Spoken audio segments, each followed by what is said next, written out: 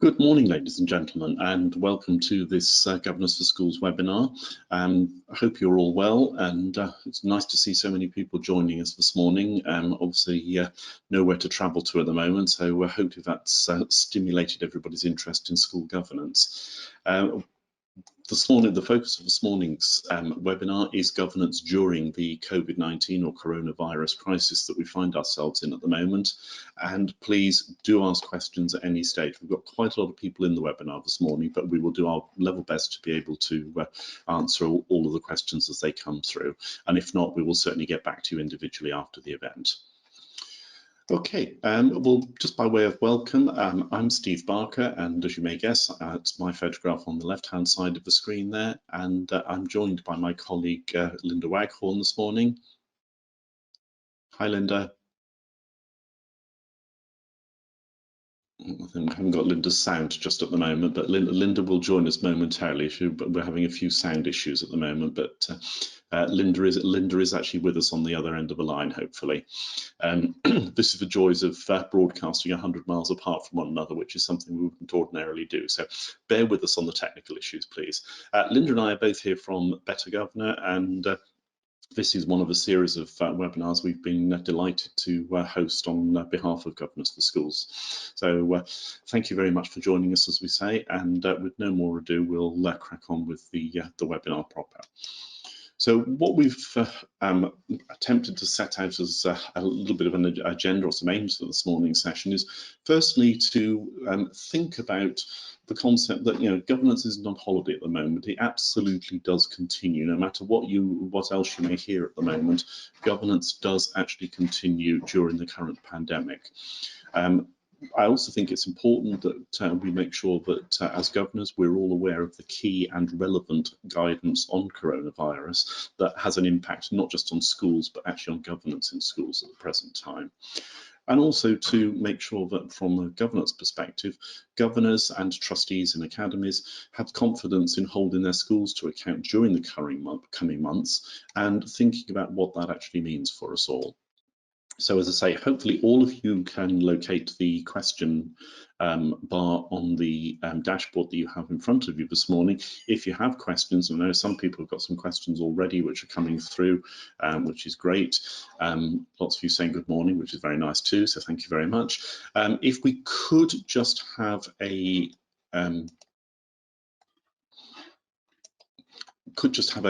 sound check now, if we could please. So if you can actually hear okay, could you just raise your hand, because if not, we will send a message out to everybody. So if you could just click on that hand icon, and that's lovely. I can see lots and lots of people putting those up.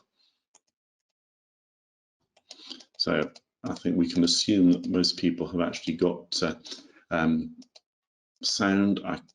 Lots of people sending messages as well.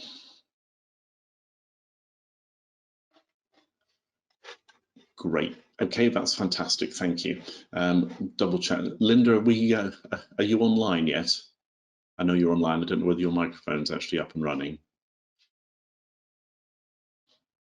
No, I think we seem to have a problem with Linda's microphone at the moment. So that's something that we will actually come back to. Okay, so onwards. Hopefully most of you will be familiar with the world in which we're living in now. We are all required to stay at home. Obviously, we know the reasons for that. There's no need for me to actually read the lines on this government logo that's actually being used at the moment. What we do need to think about is what does that mean as far as sorry, I have all sorts. I don't know whether you can all see my screen. I'm getting lots of messages to say the webinar is actually full at the moment, which is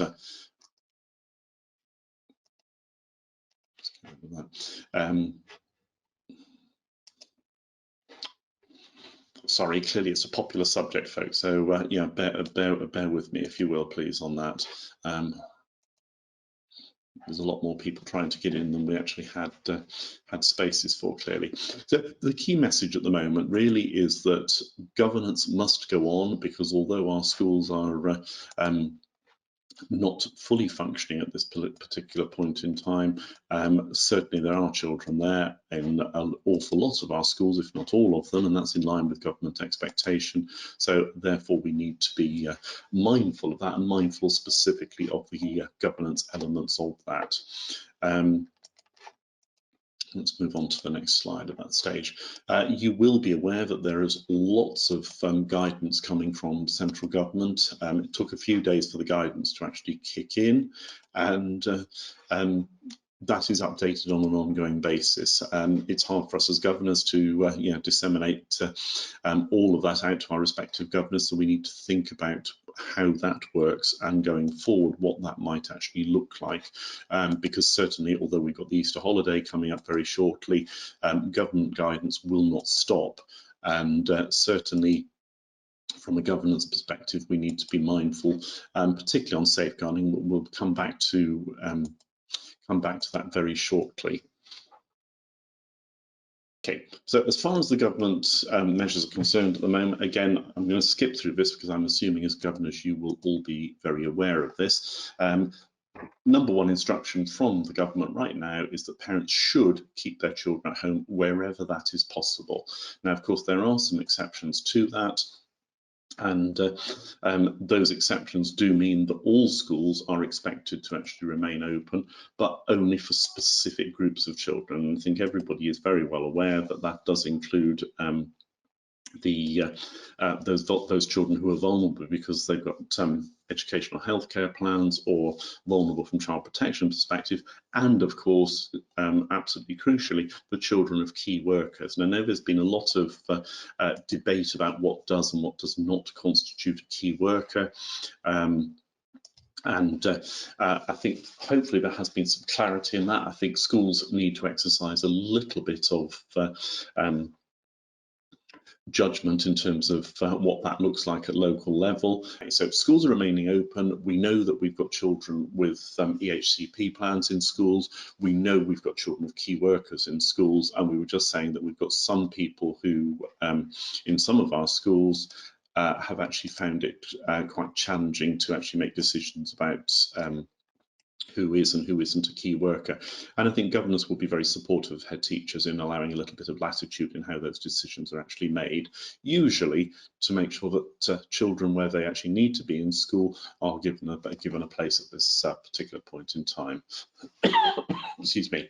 And of course, schools, because we've got children in them, it does mean to make, as governors, we need to ensure that we have sufficient staff who are able to operate in a healthy and safe environment that protects their own well-being and health as well as that of children. So there are some additional health and safety concerns at the moment. And of course, although the fact that holidays are around the corner, we should, as governors, be seeking assurance from our schools as well that learning continues in our schools and obviously beyond our schools, and lots of schools are very, very active at this point in time in terms of sending work or perhaps delivering work online, etc. So we need to be very mindful of that. And got a couple of questions that are actually coming in. Stephen saying his school is open just for 2 children at the moment. It requires 4 staff. Can schools pool resources? Yes, they absolutely can. School would need to check with the local authority to make sure that if you are a local authority school, that is, if you're an academy, part of a trust, it's important to check with the trust. But certainly, Stephen, what we should be seeing is schools can collaborate, but make sure that's actually in line with their ability to meet the needs of those particular children, and also the local authority are fully aware of where those children are, because that's a key consideration at the moment as well. So, above all of this, of course, the key message for us as governors is that actually governance does continue, and I think we do need to be very mindful of the fact that whilst the landscape in our schools may have changed a little bit in the current time, governance, as far as we're concerned, does continue, and we just need to be very careful about that, what that focus is. DfE have actually made that very clear to us in the guidance that has come out, and as governors, I think it's important that we do think about that. Okay, so as governors, what do we need to do? I think certainly our key phrase, and something that you may have heard, those of you who've been on these webinars that we've delivered for Governors for School in the past, you'll be aware that Linda and I, from a Better Governor perspective, use this phrase very often. The role of governance is to ensure by seeking assurance. And of course, that couldn't be more true than at the current time, where that assurance is actually being sought very much at arm's length. We're not going into schools, and we shouldn't go into schools. We should stay in our homes, following government advice wherever that's actually possible. What we do need to think about is, what do those areas where we're seeking assurance, do they change a little bit? Well, they don't change dramatically, but I think certainly the focus of them does. And of course, the most important consideration, I think, at the moment is that from a governance perspective, we need assurance that the children and the young people who are in our schools are safe. We need to make sure from a safeguarding perspective that we have appropriate awareness in staff of the needs of individual children and young people, so that if we have particularly vulnerable children, then we actually know that their needs are still being met from a safeguarding perspective. And everything about school security, about reporting concerns, none of those elements of that culture of vigilance in our schools that we always want from a safeguarding, none of those things go away during the current climate, and governors should be looking for assurance from head teachers, designated safeguarding leads, that they are still in place. I appear to be back with you, Steve, if that's of any use whatsoever. Yeah, no, thanks, Linda.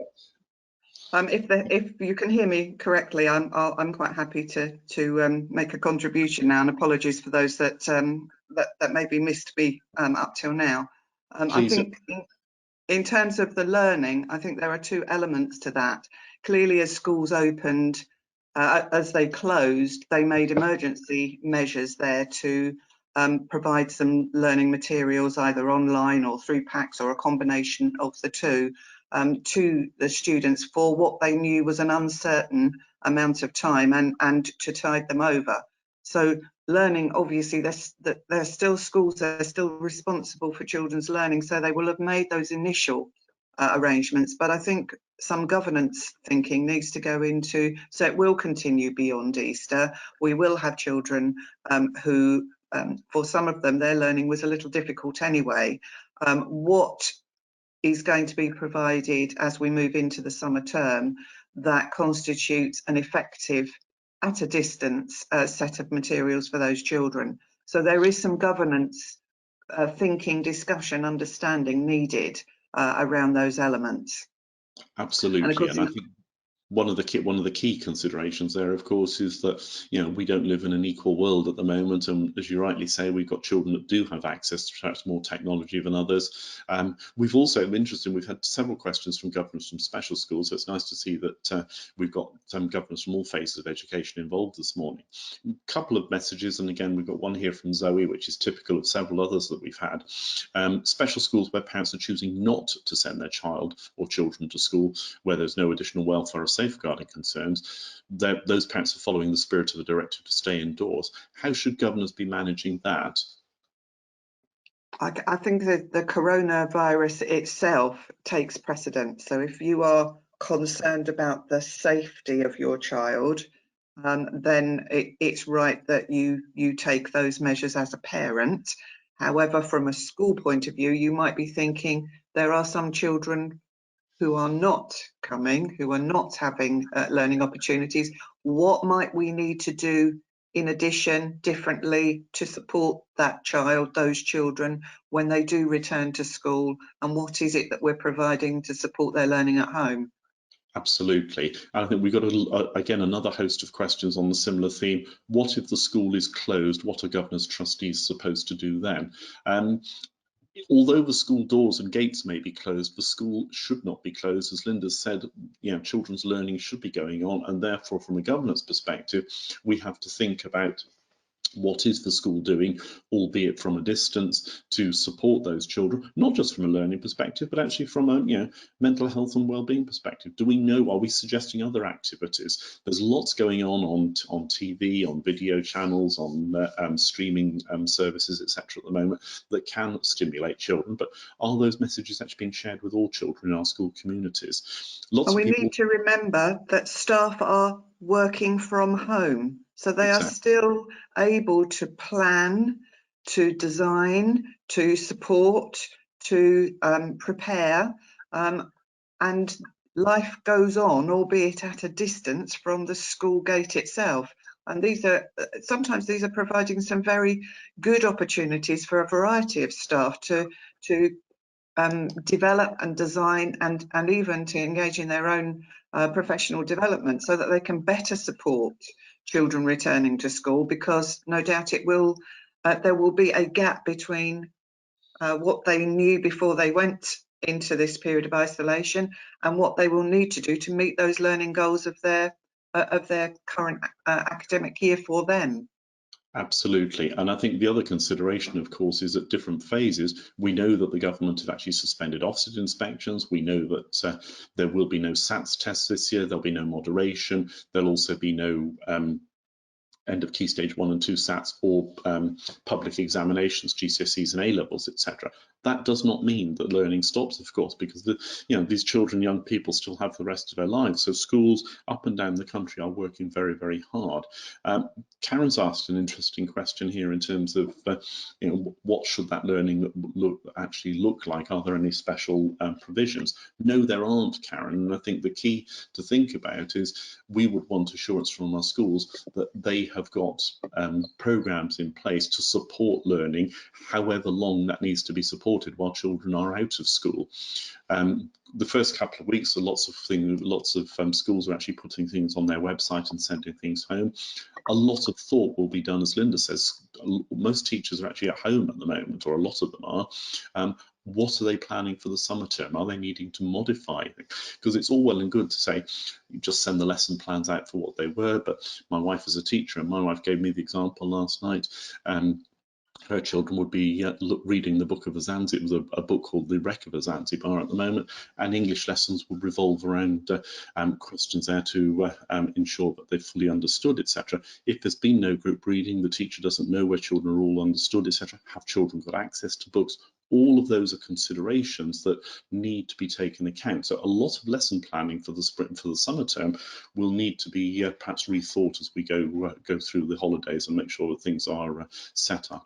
I think the other thing to take into account there is that many parents are also at home with their children, but they are working from home. So there is a reduced amount of time that individual families have available, and just getting into the swing of the routine that they need to put in place. A lot of children will need to be reassessed once they get back to school to see where they are in terms of their learning before the appropriate support can be put in for any gaps. It's not for governors to design this. It is for governors to develop an understanding of what the school are doing in order to moderate those disadvantages, if you like, from being at home, but also build on. So what happens next? Exactly. And it's that planning. You just need to be reassured as governors that some leadership of that is going on at senior leadership team level, that some thought and planning is going on, and be able to ask some questions to test both your understanding and the robustness of that process. Absolutely. And I think we've got a couple of questions related to that here. One, Rabia asking, is the regulation different for SEN schools? No, it isn't. And that links to another question from Karen. So what's the ratio of staff per child? There is no stated ratio as such. And I think at the moment, head teachers will need to make decisions based on, I guess we talk about risk assessments.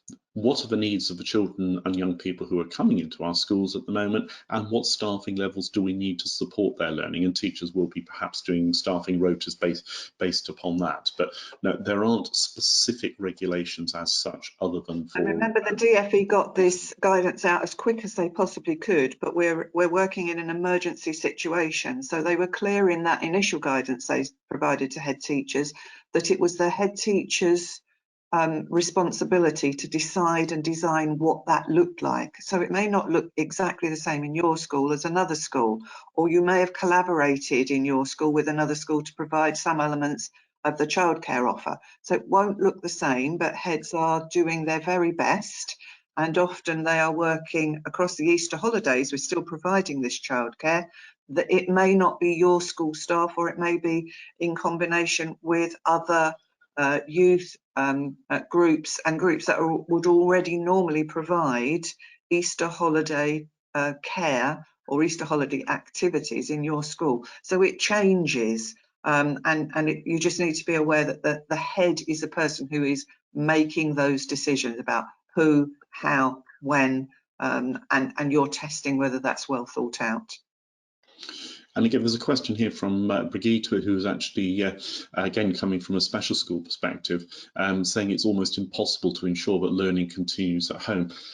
Yes, in the form that we would say and see in schools, as Linda said, Brigitte. But I think what we need to think about, and what school staff need to think about in special schools, but also in mainstream schools where there are children with complex needs, what sort of activities could we be suggesting that parents engage in with those children to make sure that personal development is actually being supported, as well as their academic. There are things that can be done, and it's about schools thinking about individual children and planning on that basis. And one of the positives that has come out of parents being at home with their children is that they are talking and listening to each other more. These are also good basis for learning. And I would suggest that whatever a child's needs, developing that relationship with that child in a way that may be informed by some learning materials from school is still an element of learning. Good question, and a very relevant question here, as we're sort of in safeguarding as well as learning territory on this one. Liz has said, when schools are open with very few children, particularly during the Easter holidays, do we need the usual designated safeguarding lead, or can any member of staff be the DSL for the day on rota, for example? Otherwise, usual DSLs will not be able to get a well-needed break. That's a very good point to make, Liz. DfE did issue new guidance on Friday last week, on the 27th of March, which was saying a DSL must be available. Now, must be available does not mean they have to be in school. So I think for the Easter holidays particularly, DSLs or deputy DSLs, I think schools just have to be sensibly rather, have to be available at the end of the phone. I mean, let's be honest, none of us is going anywhere at the moment, hopefully, so that shouldn't be that difficult. But no, they don't physically have to be in school.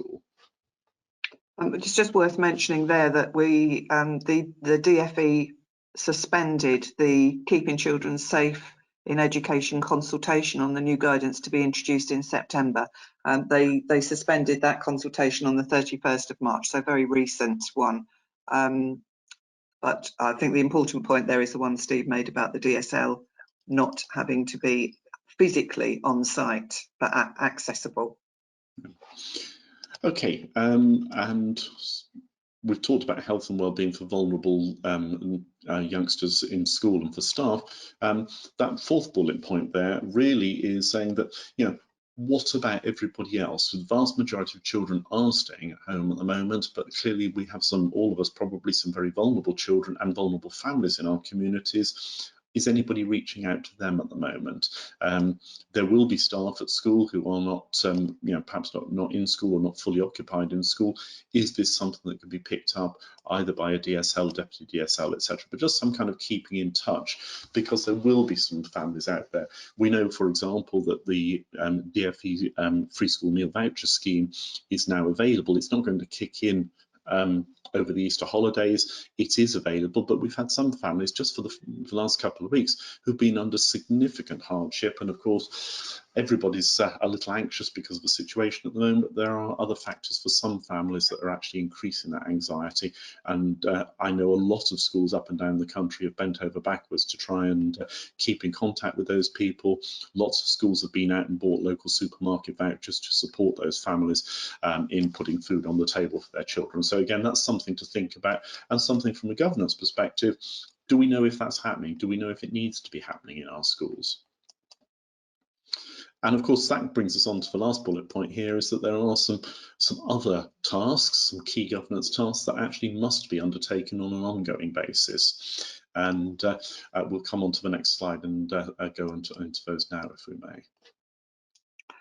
Okay, so if we think first of all about maintained schools, so those are the schools that are under local authority control, they have a financial value standard to complete on an annual basis, and that should have gone into the local authority already. The submission date has passed rather. But do you know, as a board, as a governing body, do you know that that actually was completed and submitted on time? So that's one to check first of all. And secondly, it is that time of year when by the 1st of May, maintained schools need to have submitted their budget, approved it at board level and submitted it to their local authority, and the local authority then coordinates that submission. So these are two very important key financial tasks for maintained schools that happen at this time of the year. So they still need to have that governance oversight. They still need to be supported by documentation that allows the governing body to see that they have been completed correctly and in full, and that needs to meet those submission dates unless or until your local authority provides some flexibility. And I'm not aware at this stage of any local authorities who have as yet said we will be flexible. But it is a key task of this time of the year that simply cannot just be left without any attention whatsoever. There's also, if you're an academy, your submission date isn't until July, but you've got your planned activities, financial activities that fit in at this time of the year that you need to be working on and have some documentation to support that. So these are key areas where it's important. Many governing bodies are supported by a clerk who provides a planner, and it's largely around the compliance aspect that this planner is designed. So if you are working with a board that has a clerk that provides that planner will give you your key tasks. There may be some other tasks that are very school specific. You might have some kind of building program that is going on through the Easter holiday that's been suspended. Any of those very school specific activities, you just need to have develop an understanding of what they look like. And the other really big thing that often is going on at this time of year is staff recruitment for the new academic year, possibly even including a head teacher appointment. Now, many schools have appointed staff in the past from overseas, and all kinds of technology is available to support those kind of recruitment processes, interviews using video technology, and all of the normal safeguarding checks apply, all of the normal application procedures apply. There will of a necessity be a need to complete those activities in a slightly different way using some of this technology to do that.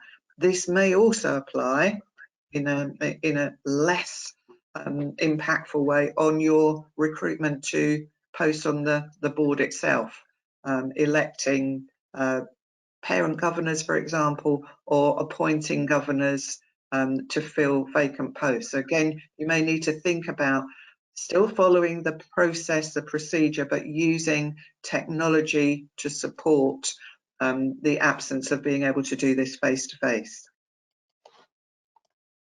Anything else you want to add to that, Steve? No, all I would say is we've got a lot of questions coming through about things like how we approve the budget, etc. We're going to leave those for the moment. We'll just park those if we may first. So we are coming on to how governance can continue from a very practical perspective in just a few moments. So let's move on at that stage. And we've got our first poll of the session this morning.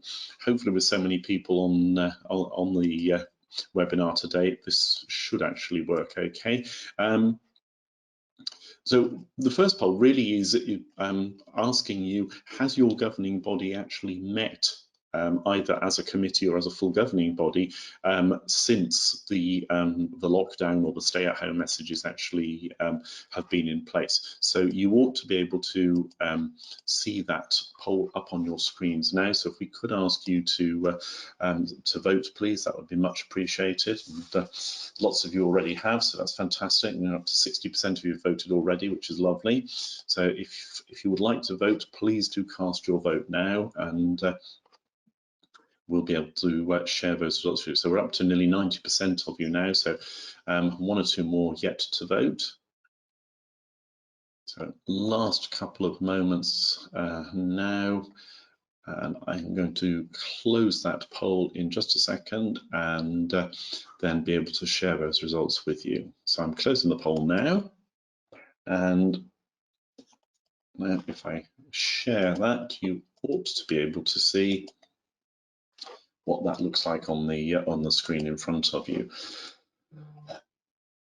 And hopefully you can all see that 26%, about a quarter of you have actually said, yeah, we have actually met. Half of you haven't, and the other quarter saying, no, but we've got a meeting planned after the Easter holidays. Well, that's good news. Clearly, the message here, hopefully for roughly half of us, or just over half, is that governance is continuing. For the other half, it's worth thinking about and maybe taking the message back if you're not a chair, taking the message back to your chair. Talk, as Linda said earlier, to your clerk. What are we going to do? Have we actually got some plans for us to meet going forward? So thank you for that. Steve may already have mentioned this, but the advice is that governance is not face-to-face. Governors are advised not to meet in the way that they were before the school closed down. And so Steve may already have said that, but we're going to move on and talk about how that might be done in a slightly different way, given those restrictions. Indeed.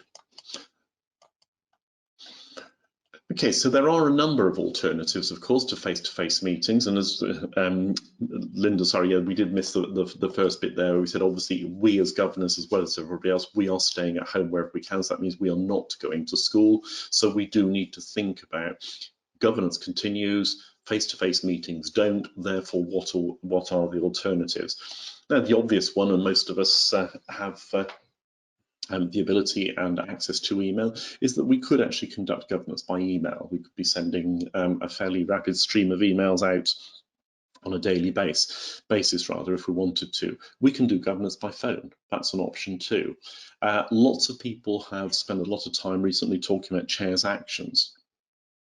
And then we have to be careful with chairs action. Chairs action legally should only be used in an emergency. Now, of course, if we take a very broad definition of emergency, that probably does actually include where schools are finding themselves right now. That said, school governance is supposed to be a democratic process, and chairs action, for the most part, is not a very good reflection. Chairs actions were designed to be used in an emergency, but only in specific emergency, where if an action wasn't taken, it could cause detriment to either pupils in the school, staff in the school, or parents of pupils in the school, or perhaps the school reputation. Now, there will be some examples where that happens, but I think given where we are in the 21st century now and the access to technology, there are other ways of doing it. So I would not personally be an advocate of chairs actions being the panacea for governance continuing over the next few months at all. And I therefore would suggest everybody needs to think about the potential of virtual meetings. And I know some of you have already put comments up already to say this is what's happening. So we're going to spend a few moments now just exploring, what virtual meetings might look like in comparison to perhaps some of the other potential. If I could just add before we start that, Steve, something on chairs actions. We're looking at emergency situation, not a national emergency, which is what we're operating within, but making emergency decisions. So something like the budget, for example, that is business as usual. It is not an emergency. And there are other ways in which we can include governance. And therefore, that's why I would say it isn't suitable. It isn't the right decision to say the chair can approve that because we are in a national emergency. Indeed. Okay, so let's move forward onto that next slide. And what I've done here is actually just really gone through those three main. I've ignored Chair's actions here because I think hopefully you've just heard that from Linda as well. Both of us were the same mind that Chair's actions is not the way forward, other than in those very specific emergencies that we've been talking about. So we've got pros and cons on all of these different methods. If we go far left, first of all, on the email one, email, of course, is fairly low cost. So all of us have got an internet account and email facility within that. It's something we are familiar with, and we've had a couple of questions. How do we keep records? We'll come back to that. That's an important element of this. But of course, there is an evidence trail with emails, providing everybody doesn't delete them all the time. But somebody needs to actually keep track of that. But it can be done. In terms of the, perhaps some of the cons rather than the positive elements of that, it can lead to a very lengthy process. I mean, I think all of us have probably at some stage in the last few years had decisions or decisions requested of us be done by email, and you'll find that those round robin emails, if everybody hits reply all, you can end up with sort of 40-50 emails all on one subject in your inbox. So it can be quite a time consuming factor, and for some people who lead very busy lives and are perhaps juggling other commitments in terms of full-time work, childcare, all of those things, or maybe governance of more than one school, it can become a little bit irritating as well, I guess, if you're trying to weed out what the key emails are in that. So email is certainly a possibility, but I would say it's not ideal. Can I just also feed in the view of the clerk? If you are a clerk trying to create a set of minutes from an email exchange, it is incredibly time consuming and very, very difficult indeed. So whilst you might have some kind of meeting and then have a task and finish group or some actions that need to be completed and fed back and agreed by email, that's fine because you're limiting its use. But to put all business through, instead of a meeting, through email is one in which your clerk will not be able to find their way terribly easy, and additional costs may be involved in that poor clerk being able to pull all of that together for you on a continuing basis, because we don't know how long this is going to be for. Absolutely. And linked to that, I think there's a very good question coming from Michael here. Michael's saying, what's the best way to record that we are carrying out governance, as many interactions maybe through phone calls?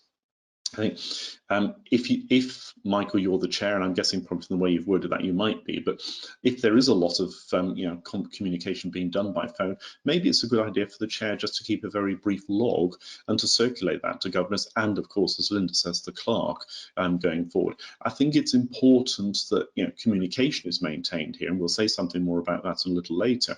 But again, communication is one thing, decision making is another. So if the governing body is making decisions, that's where the clerk absolutely must be an integral part of his communication process. I would totally agree with that. I am a chair, as I know Steve is as well, and the very practical support for head teachers that chairs are doing at the moment. Summarising, I have found that summarising that on a weekly basis, at the moment it's a Friday for me, I send through our virtual platform that we have for governors, and I know not all of you will work in that way. It could be email, but on the virtual platform everybody sees it and there is a trail in one place. I just send a summary of what's been happening in school this week. It is not governance, it is information sharing. But if you are doing some other kind of governance activity, you might be the finance governor, you might have been working with the school business manager home from home, home to home. You might have, therefore, a report to circulate to other governors that supports the decision making that you might then be making around school financial value standard or the budget. So if you are doing governance in a slightly different way, which would normally result in a visit report, then that is still appropriate. Indeed. Dialing, I mean, we've touched on this already. Picking the phone up and talking to somebody is obviously easy, it's something we're very familiar with, it's got that immediacy about it, and it does enable quick decisions to be made. As Linda's already said, huge issue if you're trying to hold a full meeting over a telephone conference. It's virtually impossible to clerk, it really is. I'm not a professional clerk at all. I have clerked meetings from time to time in emergencies, because one of the things we do is actually run a clerking service. It's difficult enough face to face to keep track of who's talking and who isn't. Over the phone, it's virtually impossible. So it is a very, very difficult situation. And of course, as Linda intimated, there can be a significant cost.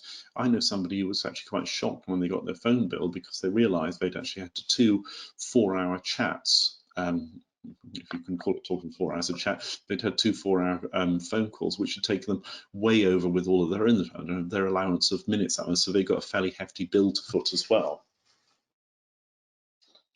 And that excuse me, that brings us to virtual meetings. Now, virtual meetings, I'm aware, for an awful lot of people is unknown territory, and I think one of the things that we need to think about is that, you know, the situation we find ourselves in at the moment is new for all of us. None of us ever imagined that this would be the way that 2020 would be panning out as far as life in the world is concerned.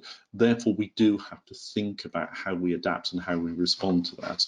And I would also say, with the audience that we have this morning, that there are many of you for whom this kind of conversation with your work colleagues at the moment in particular is something that you've had to engage with, even if it wasn't part of your working life before. The fact that Steve and I are in we're about 100 miles apart this morning, and we can still carry on a conversation that allows interaction to take place. I think many of you will have already seen the benefits of working in this way in the current climate, or working this way in general. So it is for those of us that can manage some of this technology to support some of those who may be more reluctant to engage with it. And it will be a mixed bag in most boards. Indeed. Some of the benefits, and again, there are lots of different, we're not making a recommendation, we're not selling any particular platform to you this morning. There are lots of things out there. Microsoft Teams, and again, I know that Governors for Schools are offering a webinar next week, which is being led by Microsoft, actually on using Microsoft Teams as a tool for virtual meetings, etc. And at the moment, that is actually available at no cost to schools. So I'm assuming that would extend to governors, but that will be clear in next week's webinar, no doubt at all. One of the advantages of virtual meetings is the immediacy. It is still a meeting. You may not be in the same room, but everybody can participate. It is a relatively low cost.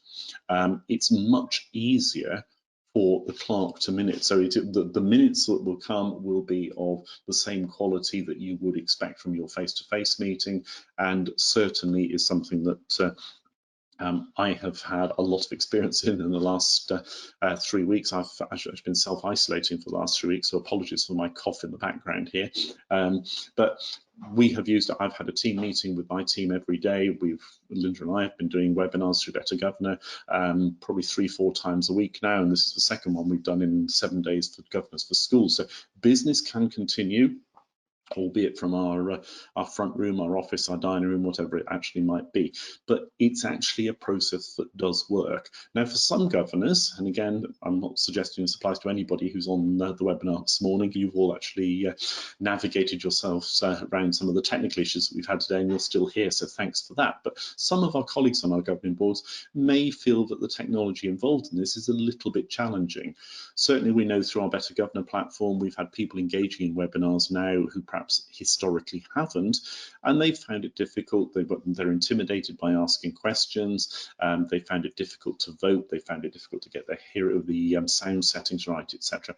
Those are teething problems, and I think familiarity will actually help that. But I think a little bit of hand-holding by perhaps those of us who are more able to navigate our way around virtual meetings certainly would make the process a lot more effective and a lot more sustainable, I would say, going forward. Okay, There we go, just move forward. Did want to just reiterate this point on chairs' actions before we actually moved on. All I've done here is actually quoted from the specific regulations that apply here. Chairs' actions should only be used where the chair is of the opinion that a delay in exercising the function would be likely to be seriously detrimental to the interests of pupils, staff and parents. Now, there's a little bit of a worry on my part there in the opinion of the chair. Yes, the chair can decide, but don't forget the chair is ultimately accountable to every single one of us as governors. If I decide, or Linda decides as a chair that, well, I'm going to do this anyway because I can, I then am answerable for that decision that I made. I have to communicate it with the rest of my governors. And if governors don't like the kind of things I'm doing under chair's actions, they have the ultimate sanction, and that is to appoint somebody else as chair. So I don't think this should be taken lightly by chairs, and I do think it should be up for full and open scrutiny by the rest of the governing body. I think that openness is a really clear one at the moment. When I send my summary to governors on a Friday, I say if you have any questions that you would like me to follow up or you would like to ask me, please do that, so that it's a two-way communication, because otherwise you've got the danger that governors are just saying, well, our chair's doing everything. We don't have to do anything at the moment because it's an emergency.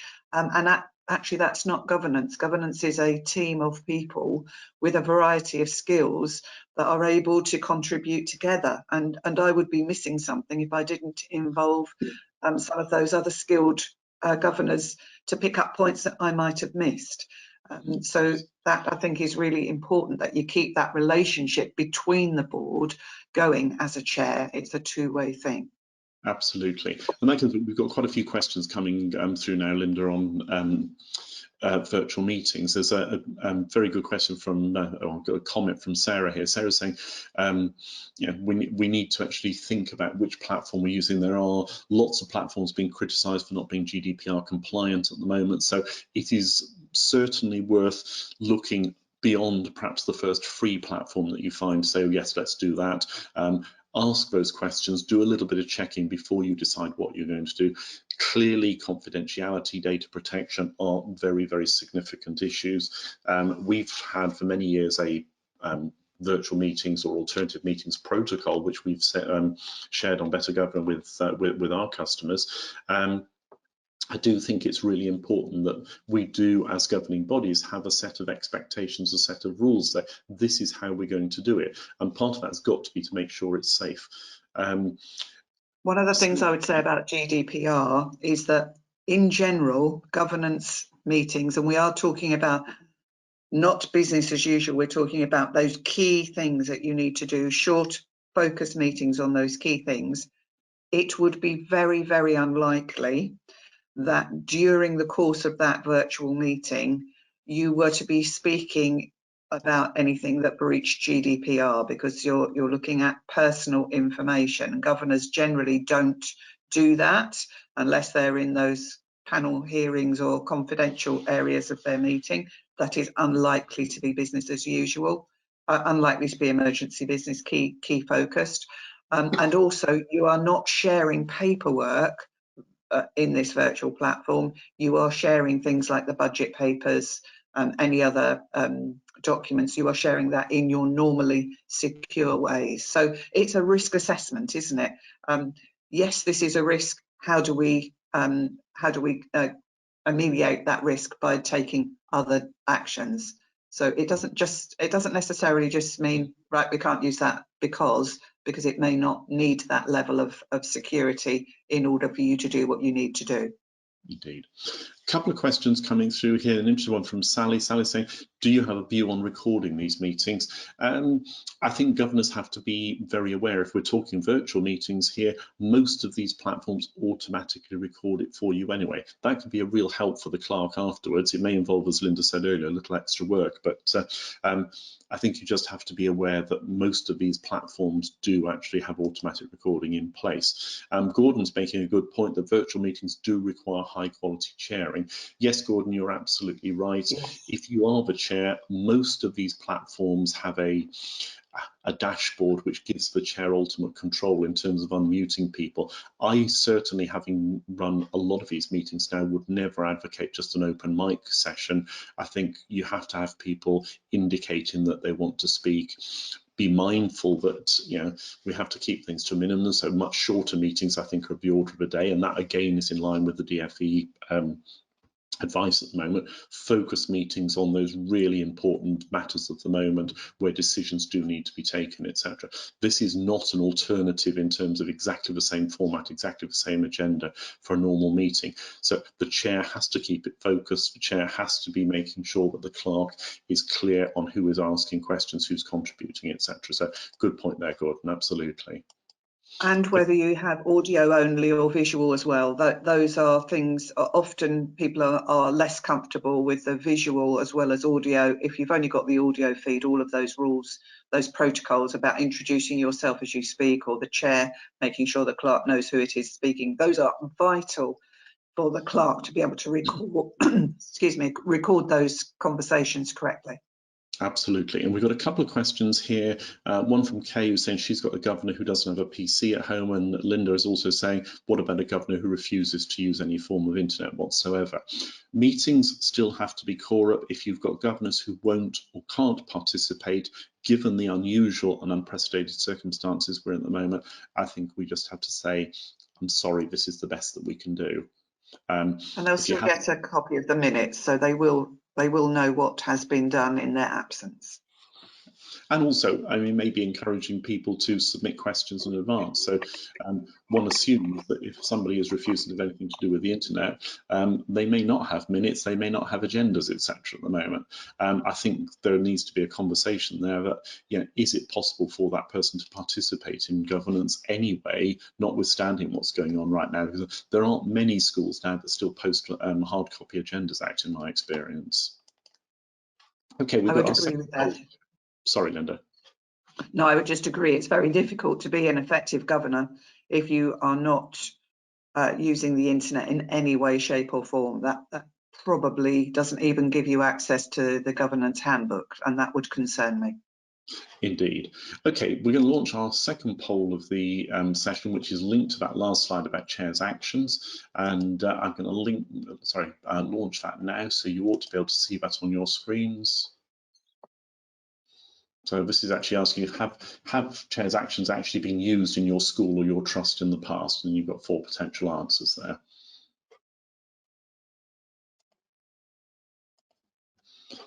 So nearly 60% of you voted already, which is lovely, so thank you for that. Just while we're waiting for those last few people to actually vote, Carolyn has asked a question here: who bears the cost for setting up virtual meetings in terms of including buying microphones? It depends on the equipment you've already got. The school would actually bear the cost of governance, should not be out of governor's individual pockets. Linda and I have acquired microphones, but we do this professionally in terms of our role at Better Governor, so you would expect us to do that. But actually, most laptops, most PCs now have actually got very good speaker and mic setups actually built into them, so there shouldn't be an added cost for individual governors. Okay, that's looks like everybody has voted who wants to, so I'm going to close the poll now and share those results with you. Excuse me, coughing there. Okay, I think hopefully everybody can see that now. So 11% are saying yes, they are aware that chairs' actions have actually been used in the past, but mainly to report back chairs' meetings with head teachers, SLT, etc. That's not at all uncommon. I'm delighted to see it's only 11% of colleagues here this morning, because certainly my own experience is it's probably a little bit wider than that, but that means we've got some governors from very effective governing bodies with us this morning, which is always good. 32% yes, but only in emergencies. In emergency situations, so that's good. That is what it should be. 26% of you saying no, and 30% not sure. I think that gives us something just to think about, because we may see, I think it's quite likely in most governing bodies that chairs' action will be perhaps asked to be used by head teachers and other members of the leadership team. So again, if you are a chair, or even if you're not a chair and chair's actions are being reported back, a challenge is always acceptable, and I think a very good challenge on this would be, was it absolutely necessary? Why was this an emergency? Because that does actually link back into the legislation, but also the expectations of democracy here, as we talked about before. I think there's a couple of things from those last two poll answers. I would suggest that maybe it isn't always clear where chair's action has actually been used. And so maybe if you are setting up your first virtual meeting, a good question by a governor might be, as a chair, have you had to use any chair's action since this school closures began? And then you'll be very clear about whether decisions have been taken in that way. Yeah, and we've talked about clerking a lot this morning. The clerk plays a pivotal role here, in my view. Certainly, advice that we give to all the clerks in the clerking service that we run, and Linda and I are both involved in that. We would suggest that chair's actions is a recurring item on every single governing body agenda. Never more important at the current time, as Linda's just said. But even if the chair reports, no, I haven't taken any actions, that's better than not having it on the agenda, in my view. I agree. Okay, I'll hide that poll now, and we'll just, sorry, there we go. So some of the things that I think, and again, this comes back to thinking about, well, okay, this isn't chair's action, but this is just about recognising that there is a role for the chair right now. We are in a crisis situation. It's a national crisis that has a major, major impact on schools and what they're doing. So one of the key things that the chair ought to be doing is keeping in touch with the head teacher. Being a head teacher can be a fairly lonely job at the best of times. Having that sounding board, that, you know, that confidant that you can turn to and actually discuss some of the issues with is actually really important, but also to find out what's actually happening within the school at the moment. And clearly there's a rub off with the second bullet point there. As governors, we should never forget we have a duty of care for all staff, but that does include the head teacher, of course. So that's really important, A, that we're asking the head teacher how they are, how they're coping, how everybody else is coping at the moment. That's an important element of the role of governors, I would suggest. Just before I come on to that third bullet point about communicating with governors, one of the things that was mentioned in the DfE guidance, and I know it's something that the National Governance Association are picking up at the moment as well, and something we're sharing with all of our clerks right now, is to actually have a conversation at the governing body level about how, in the event that certain people within the governing body do contract the virus and may become very ill or unavailable, have we got a cascade of who will, if there is a need for a chair's actions, actually take over? The obvious one is, if it's not the chair, it's the vice chair. But what about if the vice chair is also ill, or vice chair is unavailable? So we're saying it's a good idea to think about what that cascade might look like. So for the clerk to perhaps have a list of 5 or maybe even 6 governors, depending on the size of your governing body, but maybe even more, but say, well, how is this going to work? And at what, you know, is there an understanding or an expectation of what that actually might look like in terms of the kind of decisions that they might actually be made? Now, this is something that the chair could actually do offline or with the clerk, with those governors, but certainly we think it's a very valuable thing to think about. So communication is everything. So it doesn't matter whether the governing body at this point in time has decided to delegate certain functions to individuals, possibly the chair, possibly people beyond the chair. Whatever is happening, delegating is not getting rid of the responsibility. It's certainly just asking somebody to perform a task for you. So even if it is, and let's come back to, there were quite a lot of questions about approving the budget earlier on. Approving the budget for most maintained schools, that's something that has to be done and returned to your local authority by the 1st of May. For academies, the submission date, I believe, is the 4th of July or thereabouts. But how is that decision made? We could decide to actually delegate it to an individual. Personally, I would suggest that's not good governance. Governors need to be assured, coming back to that ensure by seeking assurance, some quote right at the very beginning, governors need to be assured this is the right budget for the school, this is an affordable budget, it's one that can deliver the aims and the ambitions for school. albeit under a little bit of uncertainty at the moment, for the next 12 months. So I would suggest that the approval of the budget shouldn't be delegated to the chair. I would suggest that governors need to actually look at the budget, have the opportunity to actually reflect on what it's actually proposing, and also have the opportunity to submit any questions they've got on that before a decision is made. And of course, all of this communication has to include your clerk. We would always want the clerk to be the person that is responsible for the main part of communication rather, going out to governors, but also to make sure that the clerk is ensuring that all governors on the governing body, and that may include some that don't have full access to the internet. But again, what we want to do is make sure that people are safe, so we don't want our clerks to be put at risk by having to go around and drop packages off at people's houses or go to the post office and buy stamps when that's not necessary, etc. So we have to think about what the communication looks like and how effective that is as we go forward. I think the other thing here is there is a sense in some places that it's a governance holiday, if you like, with this crisis and schools being closed. The regular communication that the chair should keep going with the board will encourage governors to see that governance is still continuing, albeit in a different way than it did before. So that communication keeps governance alive in this difficult time. We've got an interesting point here from Catherine. Important to stress the use of a school email address, not a personal one. If I'm honest, I think that's a bit of a red herring, Catherine. I know lots of people are saying this at the moment. My view is it doesn't actually matter what email address you've got, because no email address is more secure than any other. It is the fact that the email is protected, and as governors, we are respecting confidentiality and security. So yes, it's never sensible for a whole bundle of reasons to have a family email address that everybody uses. But even if you've got a school email address, if you don't password protect it and you leave it open on your laptop or your desktop so anybody in the household can see it at the moment, that's not good. I mentioned a protocol earlier for virtual meetings. One of the things that we include in our protocol is that at the beginning of a virtual meeting, all governors and any staff that are present in that virtual meeting have to declare that they are in a confidential and secure environment. So you can't do this sitting on the sofa in the front room with a glass of wine, your 4 children and your wife watching EastEnders. This has to be done in a secure environment that is conducive to the sometimes confidential nature of governance.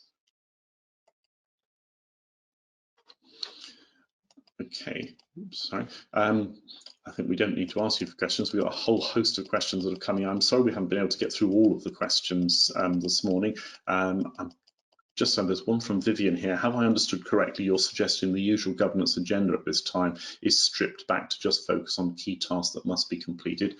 Yes, that's absolutely what we're suggesting, Vivian, and in line with DfE guidance. So the DfE guidance that was issued last week made that very clear. This is a time when we need to prioritise on what schools are doing and on those vital aspects of compliance, such as safeguarding health and safety, etc. Excuse me. Linda's got a question, sorry, not Linda, Wankon, another Linda on the who's participating on. Our HR people have said that staff who elect not to be on a rota for coming into school because they don't want to be at risk should not be paid. Head teacher says we have some of these, and he asked my opinion about this. Should this be a wider discussion? I think it is a wider discussion with all things to do with HR. We would always say, make sure you seek appropriate advice, support and guidance from your HR personnel advisors here. Employment law and current government guidance says that people cannot be penalised if they are self-isolating, or those who are in fact for health or age-related reasons being told to stay at home for a period of 12 weeks, etc. There are lots of government schemes in process at the moment for making sure people don't lose out economically. It's vital that head teachers and actually governors don't either individually or collectively make decisions which are not based on sound HR advice. So I hope that's helpful, Linda. Okay, well, I'm sorry, we have actually run over a little bit, so I think we need to actually call the webinar to a close now. I just want to say thank you very much for bearing with us this morning. I'm sorry about the technical issues. I think that was because we've actually just had so many people participate and actually wanting to participate. The webinar has been recorded, albeit with a few glitches within it, so apologies for that, but it will be available on the Governance for Schools site in the next few days or so. Thank you very much indeed for joining us this morning, everybody. Stay healthy, and we look forward to seeing you again at future webinars. Thank you very much.